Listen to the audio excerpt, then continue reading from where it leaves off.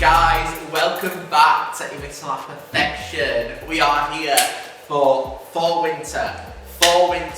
So, before we get into it, before we start, I just want to say a massive thank you to every single person that ordered from, our debut collection. It was just such an iconic week. Okay, so we launched the 2nd of July we launched, and in that week... I'm really sorry, I had a thought. Right, we're back and we've got a pumpkin. Mason spotted that last minute. Anyway, as I was saying, thank you for everyone that pre-ordered. It was an amazing week, that was what I was saying. It was literally like the most iconic week. Mason, you don't know all this, so, and neither does anyone else, but we launched the 2nd. The 9-piece boxes sold out within 48 hours, which I think is iconic for it's not like Cali Cosmetics iconic, but it's a great start for a debut business. So the 9-piece sold out within 48 hours. Not only that, but that week, I think it was the 6th, was the Balenciaga Fall Winter Haute Couture show, Fall Winter 2022-23. And Christine Quinn walked the show. Okay, now Christine Quinn, for those who do not know, Mason, I sent some of my inspirations for the vibes for like the debut. Some of them were pictures of Christine Quinn. So she walked the show. Not only that, but in that week she liked one of my Instagram posts on Imiter Perfection, and then 3 of my stories. And Mason's behind the camera going, I didn't know that. You didn't know that?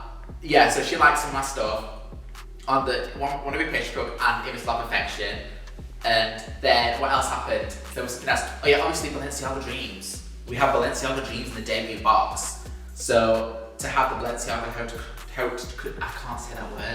Haute Couture show happened the same week as it was just a whole perfection. It was perfection.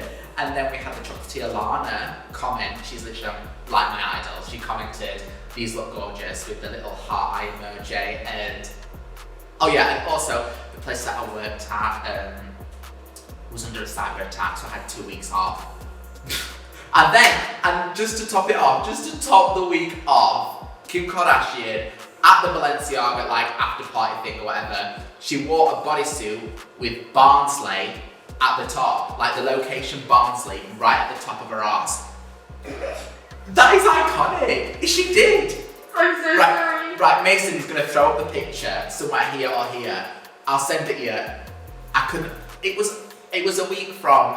It was just one of them weeks where you thought, is this real? Anyway, thank you for everyone that bought the chocolates.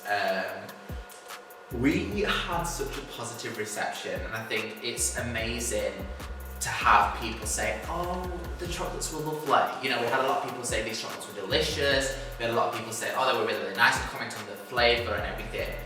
But we also had people comment on how the box moved them, personally. And that supersedes any kind of comment. One of my friends I went to college with was found the box really inspirational. It was the stories behind it, the whole thing is just so amazing, and it actually motivated her to kind of put her life more into motion in terms of bettering, she wasn't having the best time at work, and now she's planning to move jobs and better herself, and that was all down to the story behind Chocolate Social, so to have comments like that was just, it supersedes any kind of comment, so thank you guys so much. So, fall, winter. So what we're going to do is, we're planning to do, a autumny kind of collection and a wintry kind of collection, but we're going to call them fall, winter.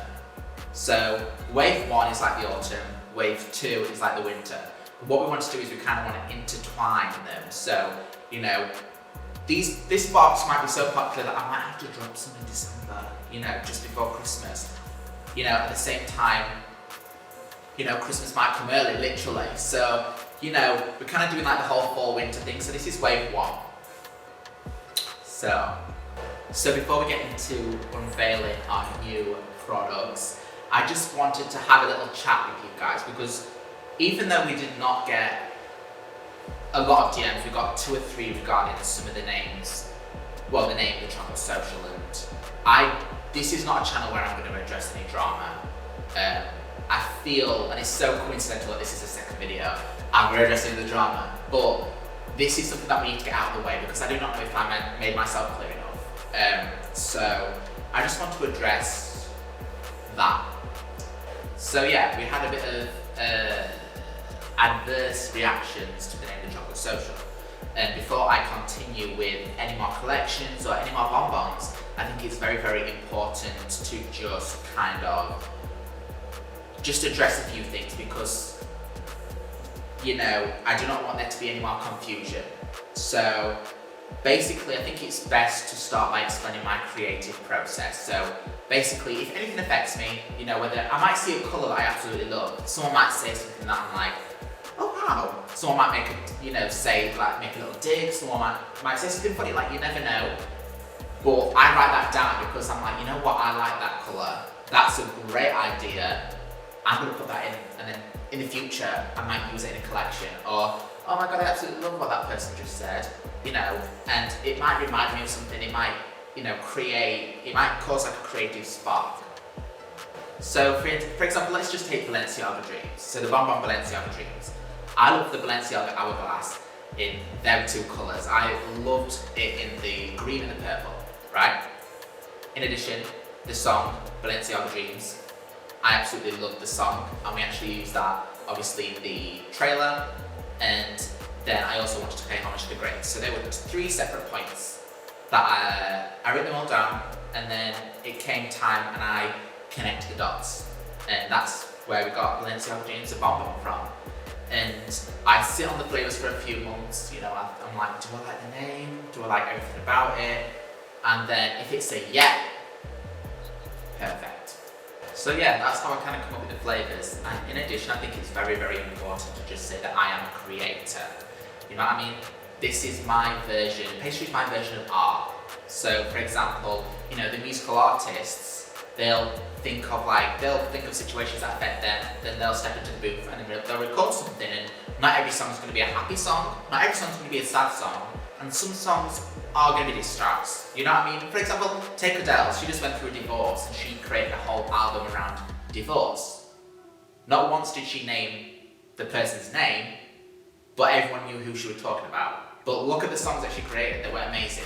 So it's kind of like that with, you know, with pastry, you know what I mean? Things influence people, and then we create based off of influence. Personally, I think this is such a beautiful process, you know, because you get to see the raw emotions from everyone, you know what I mean? Everything's unfiltered, you know, and directly from the source. And I think it's such an amazing and beautiful process, and inevitably, it will upset a minority of people, and it will please a majority of people. It's like with anything, you know, of course, not everyone's going to be happy if there's a chocolate that's, you know, kind of about a situation that happened that involved them. But again, I just want to say that if you are an angel to me, if you are the nicest person on earth and have had such a positive impact, that will come out in a chocolate, and it's going to be amazing. The story's going to be amazing. And you know, the person on the receiving end will be like, oh my god, that is so sweet. But at the same time, you know, if you are, quite frankly, a wanker to me and mistreat me and, you know, are horrible to me, and I create a chocolate about that situation and not name you or anything, you can't, it's a self-induced predicament. You cannot be annoyed at that. At the end of the day, you know, I cannot go out and murder someone and then be annoyed when I get a life sentence. Do you know what I mean? It's one of them things, if you said this, you've not apologised, we've not had this discussion, then I'm sorry, but do you know what I'm saying? So, whilst I appreciate, you know, how some people are a bit like, ooh, at the end of the day, that was the a minority of people that were associated with the person.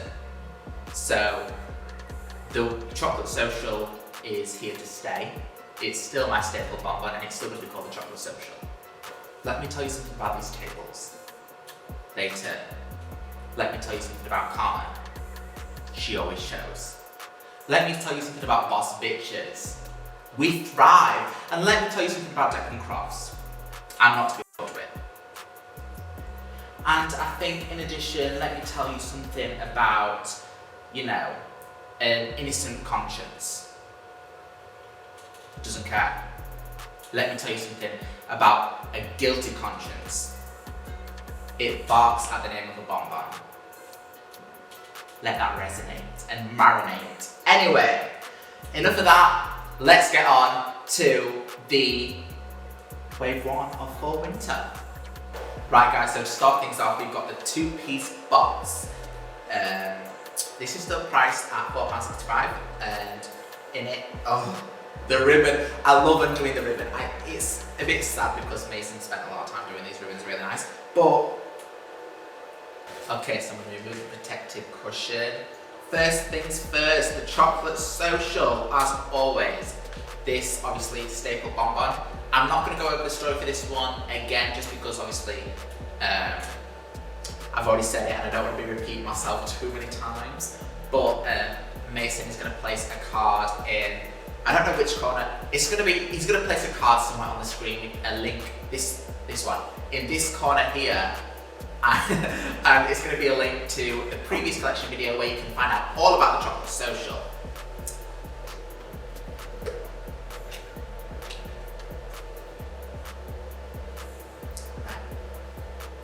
Right. Okay, so also the second chocolate. This one's called It's Seriously Basic. Okay, and that name is going to have someone going, because is it a coincidence that this looks like this? No, it's not.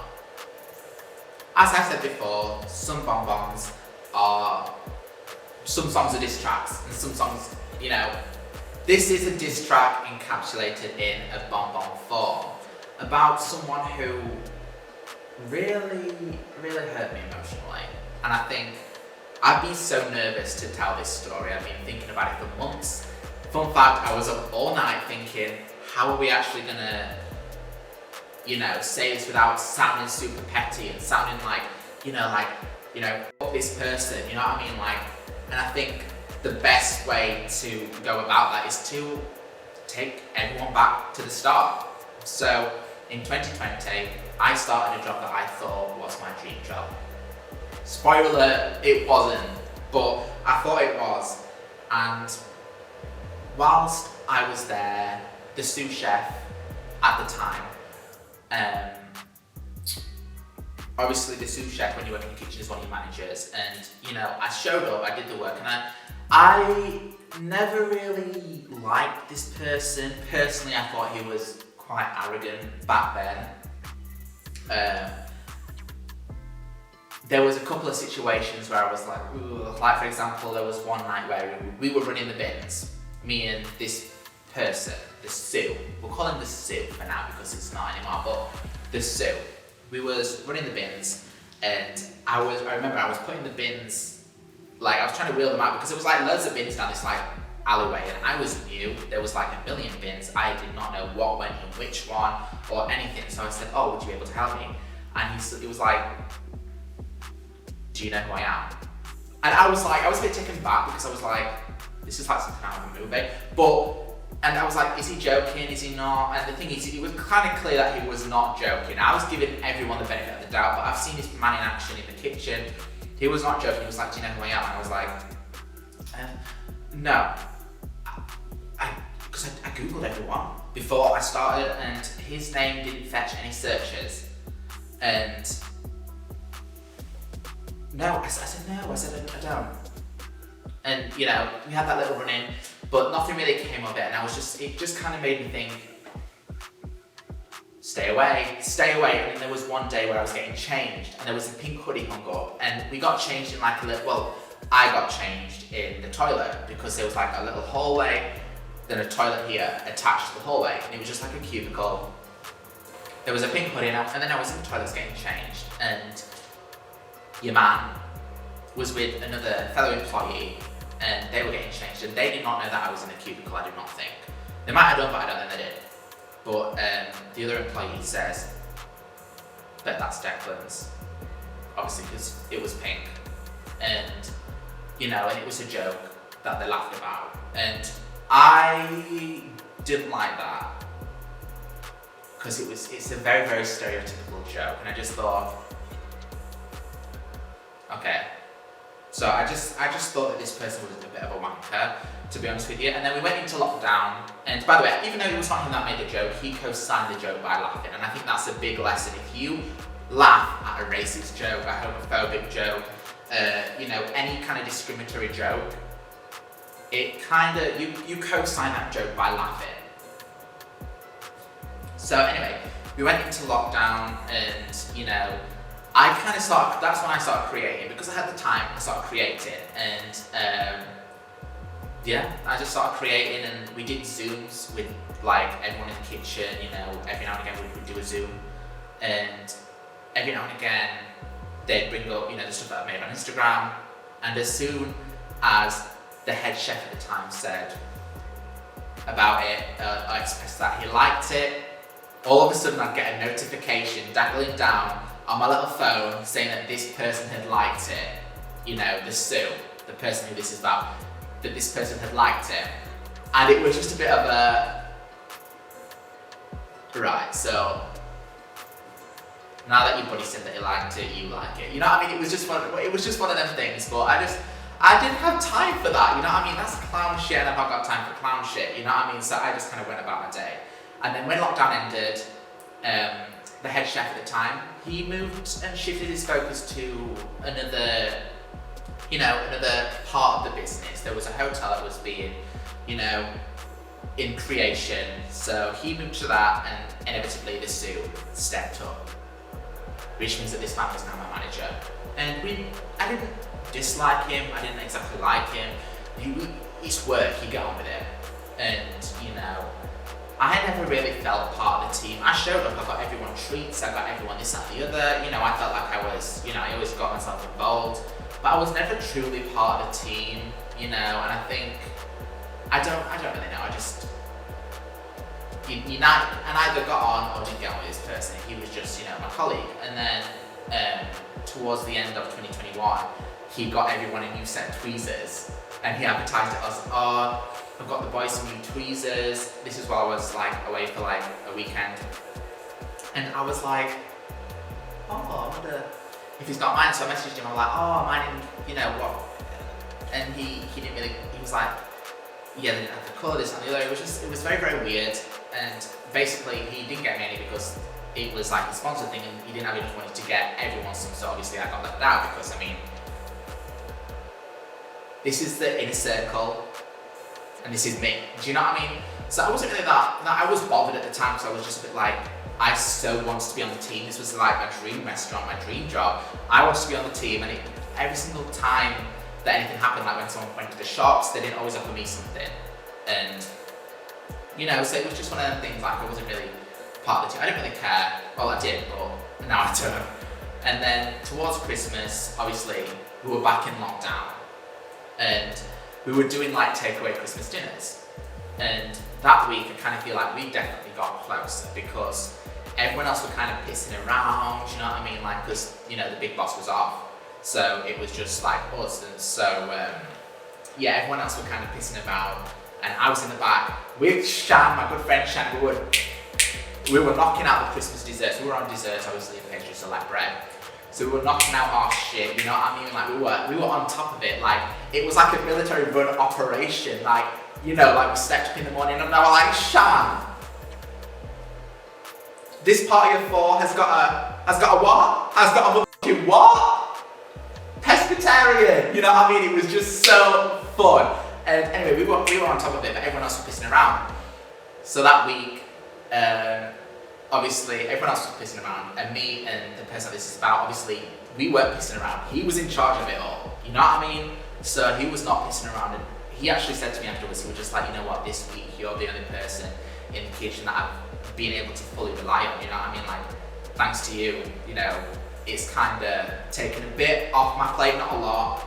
But you know, that part has kind of eased my mind, and I was just like, and I kind of feel like he saw me in a different light then, you know what I mean? Because obviously I've always been a hard worker, but he saw the direct benefit from that.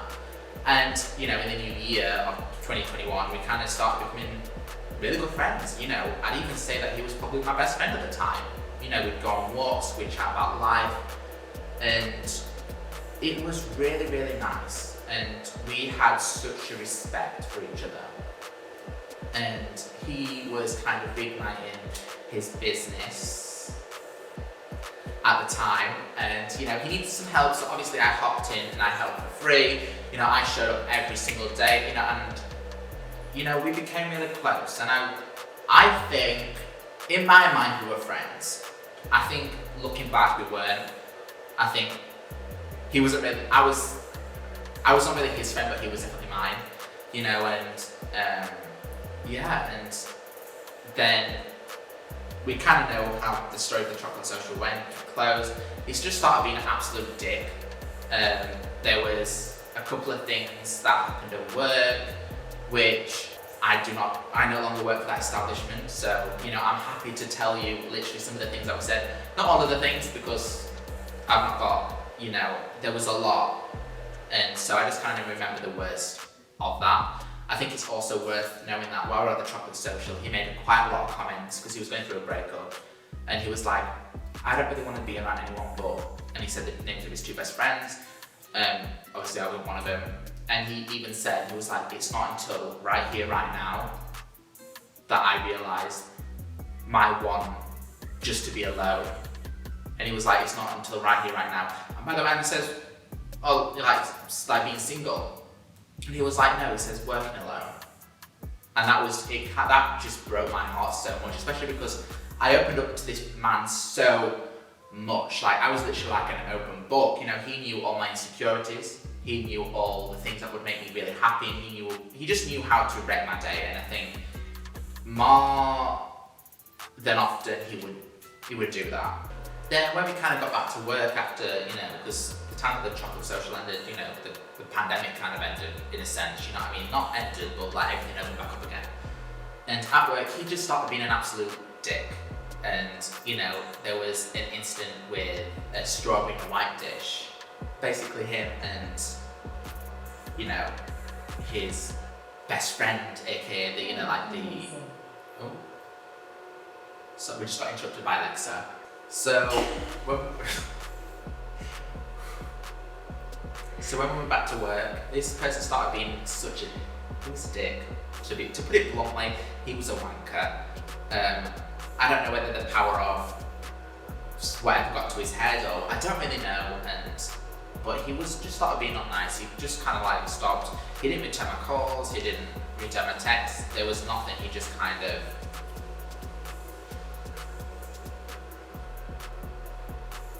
Yeah, and you know, that's fine.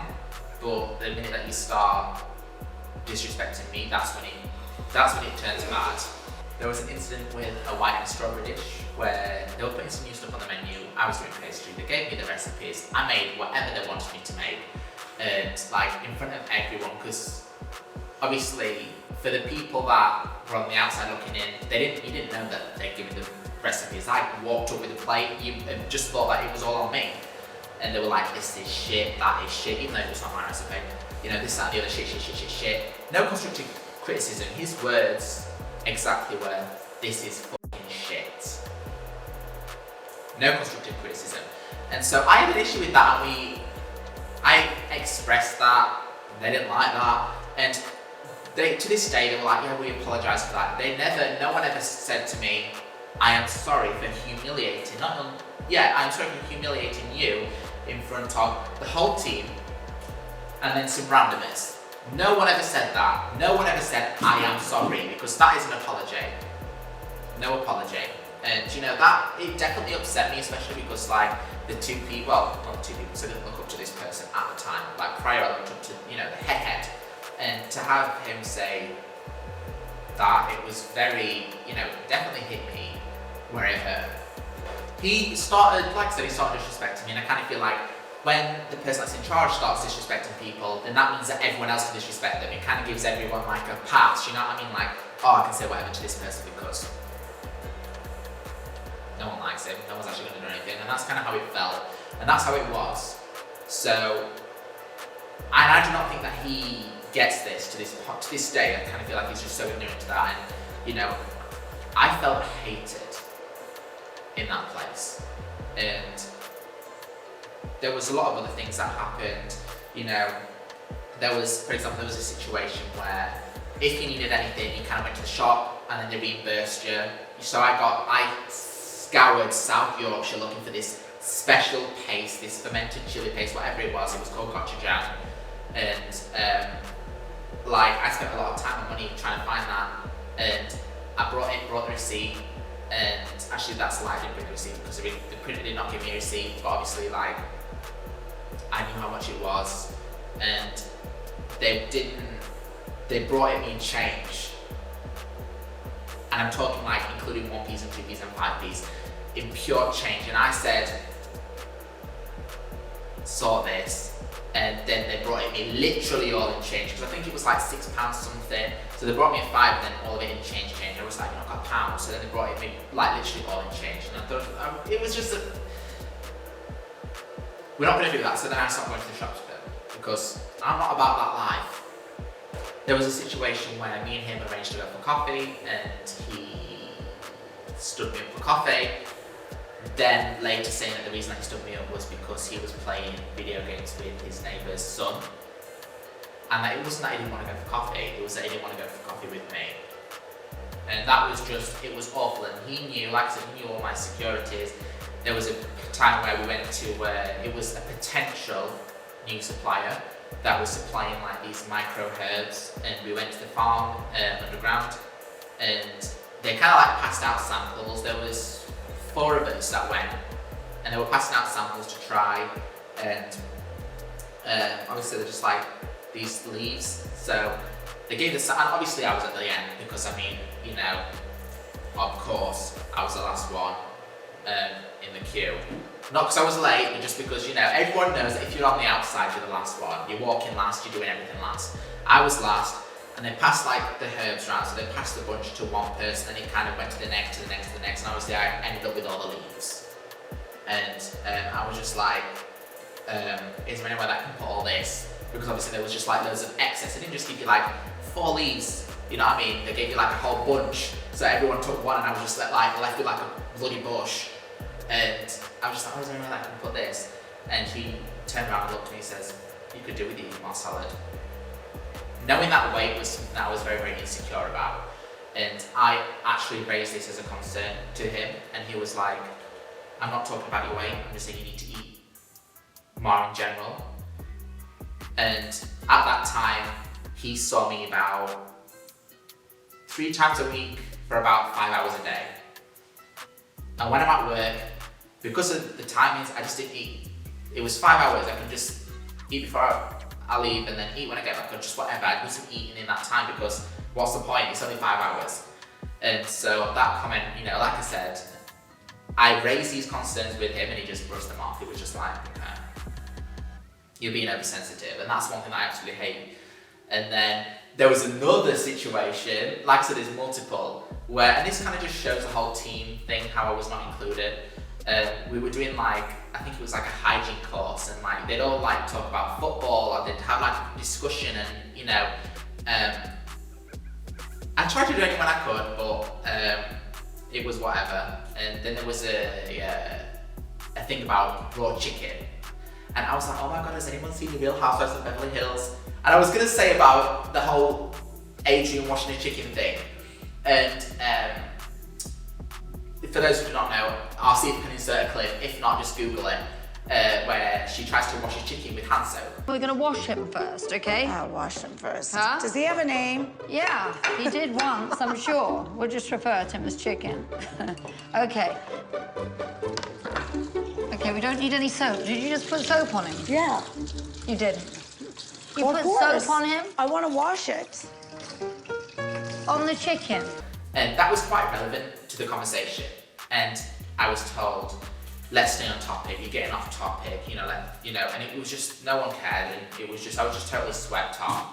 And that really upset me, especially because then, about 30 minutes later, one of the boys wanted to take a phone call from someone with footy practice. What, so you guys can talk about football, you can take a personal call about football, yeah, I try and have a conversation that's kind of related to work, and it was just a whole situation. And, it was horrible, and I kept getting attacked by this one person in particular. And then eventually, in 2022, he came for me as a person, he came for my business, and he came for my personality, and he came for my skills. He kind of hit all three in the same sentence, in the same exchange. And that was a point where I was like, enough is enough. And I left. And that's the situation. And that story is so hard to tell, and it hurts me. It hurt me so much. And it's still to this day, the amount of emotional pain, it's undescribable, And after I left, for months I struggled to get out of bed. For months I struggled to, it was a challenge just to get up and get dressed. It was so horrible, because I was there work-wise for this man like an assistant. I respected him like a father, and I loved him like a brother. And it really, really hurts, and it's so hard to tell, to tell the story and to recall everything, because it was horrible, and there's some people I've met him that have been like, oh, he's lovely and everything, and I really want to hone in on the fact that the same water that softens potatoes hardens eggs. Do you know what I mean? Everyone has a different experience with this person. Mine was so traumatic, and mine was so emotionally deep and emotionally abusive. It was hard. And I always think, inevitably, you're gonna cross the same bridge. And I always think, when I come across this person again, what would I ever say? And it's quite funny, because on the way down to shoot this video right here, right now, I was actually on a train, and I was in this carriage. Half of the people that I used to work with was in this, and the other half was in this one. I was sandwiched between them, and one of the people that was there was Jamal. And so that nearly became true. It didn't, but I don't think there's anything to say, because I think, to have resolve, you need sane people. You need to have people that,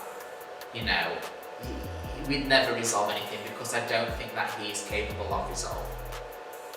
And, if I could speak to anyone, it would be that version of him when we were getting along. And I think I really want him to know that, I'm doing really well. I'm happy. I'm really happy. I'm doing excellent. And there was a little New Year's thing that I gave him, which had all my resolutions, and I've hit all of them. And it's not even December. And I would want him to know that I'm doing well. And anyway, so it's seriously basic. Like I said, this was a bonbon that was created in that place of anger, because one of the things that whatever trauma you go through, there's always the stages of grief. It's like Beyonce's Lemonade. There was days where I was absolutely fuck you, you know what I mean? Whatever, I don't care. There was days where I was really, really upset. There was days where I was really angry. And, this was definitely drafted in the place of anger. This was drafted in the place of pettiness, because I was really annoyed. Looking back, I was really annoyed, and I wasn't even annoyed at him, I was annoyed at me. Because this boy is seriously basic. And that sounds horrible, but it's so true. And I think, he rolls out of bed in the morning, he walks up the road to work, his best friend's his boss, shagging a waitress. Well, that's a lie, he was shagging a waitress. Move that bit out, shall we? No, we're gonna leave that in. He was shagging a waitress, which was his best friend's sister, and yeah, we're just gonna leave it in, because this is about the pettiness. He's basic. I wish life was so easy for me that I could roll out of bed and walk down the road to work. I wish life was so easy to me that I got a promotion for being someone's best friend. I wish that life was, you know, everything that this kid does is just so basic. So I really wanted to create something that reflected that. This was how his signature bob-on looked. This is how mine looks. This is how his looked. It's basic. So I think one of the things that I wanted to do in that moment of pettiness, I wanted to create a basic filling that was complex. And that's what we have here. So this is a cinnamon caramel ganache. It is beautiful. Mason's just tried one, and Mason, just tell him. It's so good. It's so good. Oh my god, it's amazing. It's so good. It tastes like autumn as well. In a mouthful. It's Literally, so nice. it's beautiful. So nice. And I think, you know, it's simple, but it's complex, because let me tell you about cinnamon, my loves. Cinnamon, you go to the shops and you think, oh yes, cinnamon's quite basic. It's everywhere. But it's more complex than that, and I think something that we need to just really, really seriously, it can be sourced unethically. And mostly in the shops, it is sourced unethically.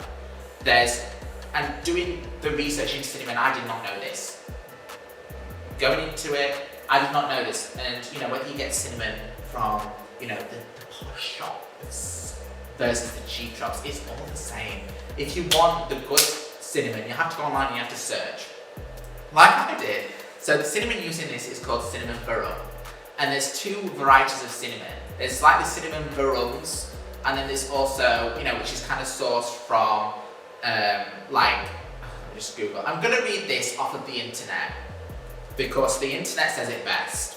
So there's two types of cinnamon. There's like, I don't know if I'm probably gonna butcher the pronunciation, but there's Keelan and Cassia. So Keelan is like the cinnamon burrum, which is the cinnamon that we used, and it was like the cinnamon that started the spice, like the cinnamon spice trade. So it was like the original, it was the OG, and it was, you know, originally unearthed in Sri Lanka, and then you've got the other one, which is the Cassia kind of cinnamon, and you know, they're kind of from, you know, China, Vietnam, Indonesia. They're very, very cheaply sourced. You know, the cinnamon burrum is kind of like what started it, and then it's like a cheaper alternative. So we are using cinnamon burrum. So we're using a cinnamon burrum, and this is from Zanzibar. And let me tell you about this cinnamon burrum. So this is from Burlap and Barrel, and it was a chore to get this in the UK. I had to create a locker in America, have it shipped there, and then have it shipped from there to me. But let me just tell you quickly a bit about Burlap and Barrel. So I'm just going to read what they put on the side of the packaging, because they say it best. So Burlap and Barrel works directly with smallholder farmers to source incredible spices. They are a social enterprise. Everything's all fair and everything, and they purchase directly from the farms. So it's not just cinnamon; they do a whole variety of stuff. But the point being, it's ethical and it's sourced straight from the farms. So cinnamon burrum is hand cut from the youngest, sweetest branches of the cinnamon in Zanzibar, off the east coast of Africa, and it has tasting notes of raw honey, orange peel, and warm breeze, which made it a perfect fit for autumn. And to pair it, we've also paired it with, we make the ganache with a 40% milk chocolate from Ghana. And this has notes of biscuit, honey, and caramel. It works perfectly. Even the chocolate, we've paired it perfectly. So that is, it's seriously basic. Next, we have the 4-piece box. I'm trying not to lift my arm too much because I'm going to flash it, because this top is low. So you've got the 4-piece box again, the protective cushion. So you've got 2, it's seriously basic, and 2, chocolate social. And then the 9-piece box, the one that everyone loved, the one that sold out, the one that everyone's waiting on, the one that's more exclusive than the Hermes Birkin at this point. So this, such a beautiful box. Again, I love opening it all.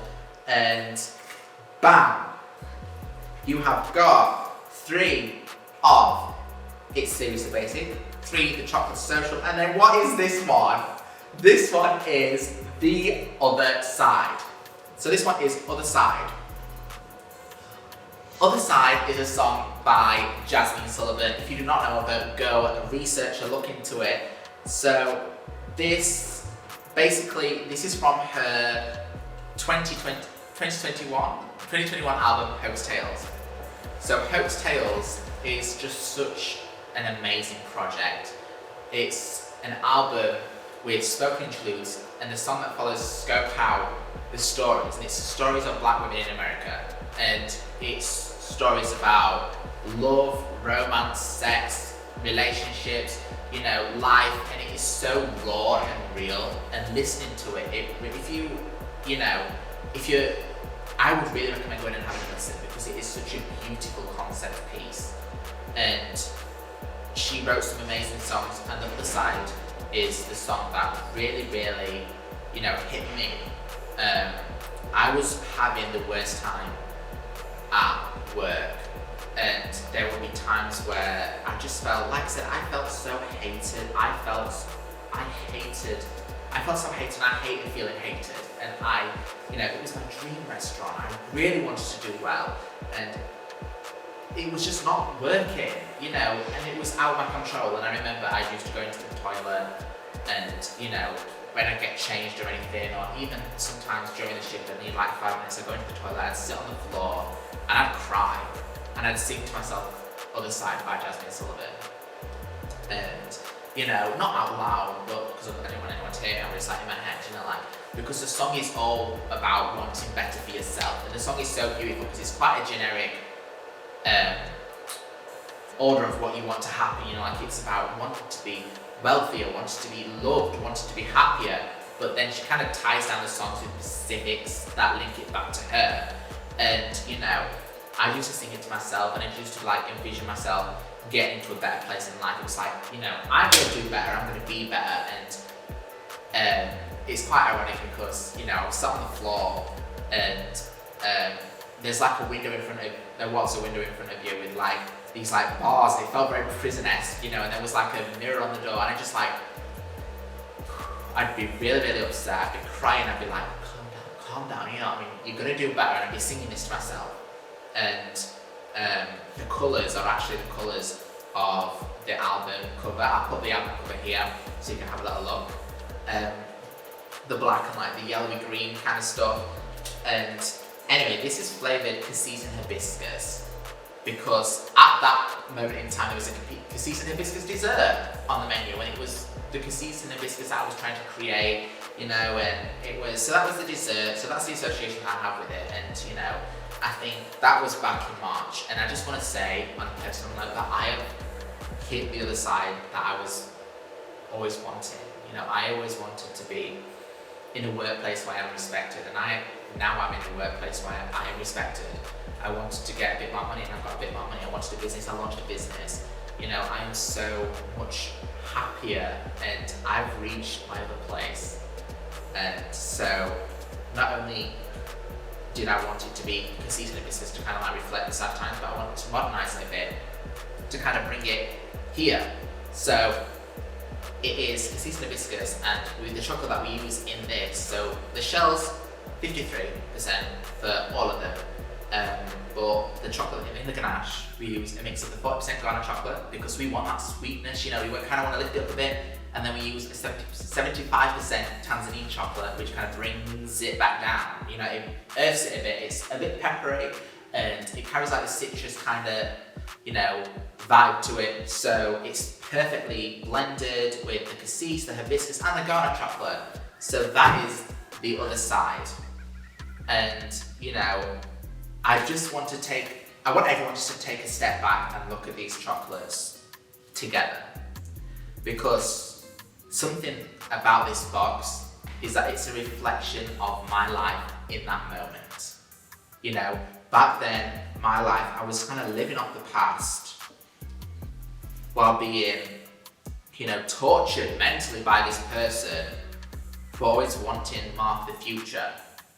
And I kept going in that loop until I broke the cycle. And there's bits in there that kind of link it all together. For example, all the shells are 53%. They're all 53% for a reason, because it kind of shows the cycle. Even though different things are happening, I was in the same place and I was stuck. And just a cute little story about this. The person that draws my chocolates is Shannon McCormack, SJM Inc. And it was funny because she also drew the chocolates for the last place. My suggestion, by the way. And it's kind of funny because we would spend all night drawing these chocolates.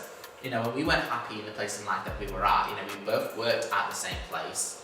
Well, the same company, not the same location, but we worked at the same place, and we'd be up to like 2, 3 in the morning trying to draw these chocolates, to make them perfect, because we sent them off and he was like, no, I want this doing, so we do it.